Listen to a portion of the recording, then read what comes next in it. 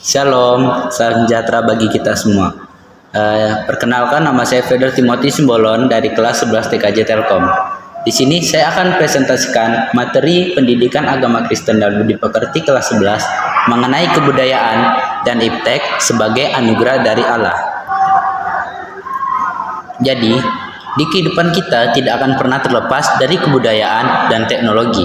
Kebudayaan mencakup nilai-nilai tradisi, seni, dan cara hidup yang telah berkembang sepanjang sejarah manusia yang memberikan identitas serta makna dalam kehidupan kita.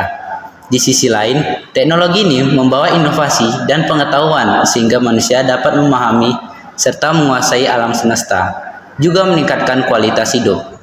Allah telah mengaruniakan kita dengan kedua hal tersebut dan memperbolehkan kita untuk berkarya secara bebas. Sayangnya, masih ada kebudayaan ataupun penggunaan teknologi yang sifatnya negatif, di mana hal tersebut tidak sesuai dengan ajaran Alkitab dan tidak sesuai dengan perintah Allah. Oke, pertama kita bahas mengenai kebudayaan. Berdasarkan KBBI atau Kamus Besar Bahasa Indonesia, budaya adalah pikiran, akal budi, serta adat istiadat. Sebagai manusia yang hidup dengan dan dalam kebudayaan, salah satu tanggung jawab manusia adalah terus menganalisis perkembangan kebudayaan tersebut, sehingga menghadirkan rasa syukur di dalamnya. Kebudayaan membawa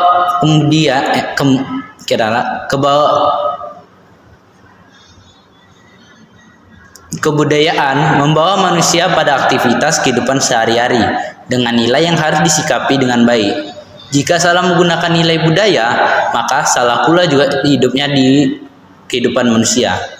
Alkitab memberi contoh dari adanya budaya yang tidak disikapi dengan baik yang dapat dilihat pada nats berikut. Oke, di sini terdapat nats Imamat 18 ayat 21, 2 Raja-Raja 23 ayat 10, Yeremia 32 ayat 35. Di sini ketiga ayat ini konteksnya sama, yakni berisi mengenai orang Kanaan kuno yang berjumpa dan berkenalan dengan budaya. Budaya tersebut mempersembahkan anak kepada Molok atau salah satu berhala, yaitu dengan menyerahkan anaknya untuk dikorbankan menjadi korban bakaran. Budaya ini sudah sangat tua dan jika diteruskan, maka akan menjadi kekejian bagi Tuhan sendiri. Itu dikarenakan kegiatan pengorbanan manusia sendiri itu merupakan sesuatu kegiatan membunuh yang tidak sesuai dengan hukum Taurat dan Tuhan tidak menyukainya. Oke.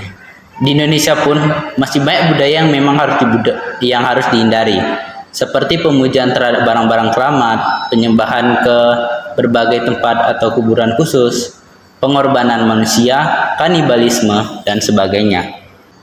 Untuk menyikapi hal tersebut, Rasul Paulus menegaskan agar hidup umat Allah dilandaskan pada ajaran Kristus. Selama Paulus bertugas menyebarkan agama Kristen, ajaran Kristen, ia selalu berhadapkan dengan aneka ragam kebudayaan dari antar tempat, antar negara. Dan Paulus sendiri menegaskan agar manusia yang beriman kepada Allah tidak terseret ke dalam budaya tersebut. Kebudayaan justru harus mengantar manusia untuk datang kepada Allah, di mana kebudayaan tersebut membuat iman semakin kuat dan bukan sebaliknya, yaitu menjerumuskan. Masuknya agama Kristen ke berbagai budaya bukan untuk menghilangkan budaya tersebut, namun menyempurnakan budaya tersebut sehingga dapat mendekatkan manusia dengan Allah dan menjadi anugerah bagi kita semua. Oke, selanjutnya kita akan bahas mengenai teknologi. Menurut KBBI, teknologi adalah keseluruhan sarana untuk menyediakan barang-barang yang diperlukan bagi kelangsungan dan kenyamanan hidup manusia.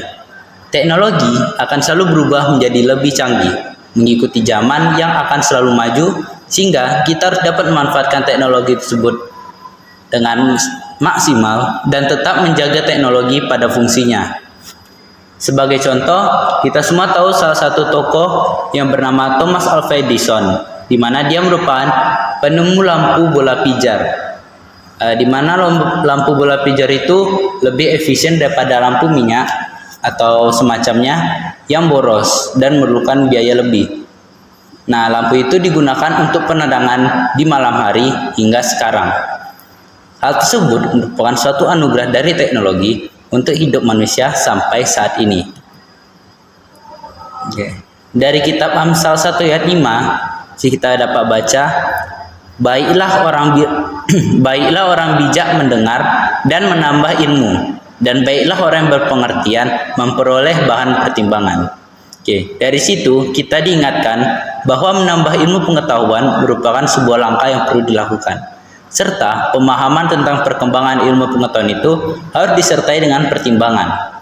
Iptek membawa seseorang pada keandalan hidup, sekaligus berhati-hati pada penyimpangan yang potensial akan terjadi setelah penciptaan barang tersebut. Contoh teknologi yang paling dekat dengan kita saat ini adalah handphone. Handphone itu sangat memudahkan pekerjaan manusia, mulai dari komunikasi, di mana komunikasi itu dapat dilakukan dengan telepon dari jarak jauh, bisa menggunakan media sosial, dan sebagainya. Handphone juga bisa digunakan sebagai edukasi atau sumber-sumber pendidikan dan pelajaran, bisa juga sebagai hiburan untuk rekreasi seperti YouTube, game. Bahkan, handphone ini dapat menjadi sumber ekonomi atau sumber uang seperti profesi konten kreator, sosial media konsultan, dan lain-lainnya.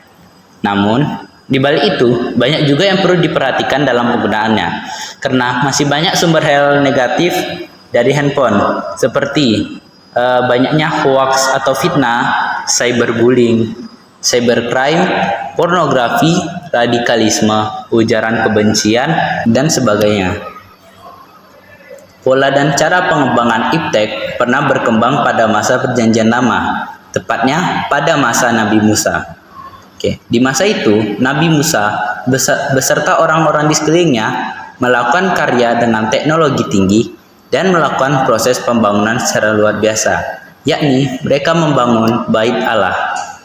Landasannya bukan sekedar pada pembangunan, melainkan pada nilai-nilai yang terkandungnya, baik itu nilai estetikanya, makna-makna yang terkandung di setiap fondasi atau bangunan, dan sebagainya. Hal tersebut dapat dilihat dari kitab Keluaran 30 ayat 34, di mana perjalanan teknologi disikapi dengan nilai awal yang penting, yaitu Tuhan menanam dalam hati Aholia bin Ahisama dari suku Dan kepandaian untuk mengajar, di mana kepandaian untuk mengajar itu berarti kita harus dapat membawa kesejahteraan atau membawa manfaat bagi sekitar kita.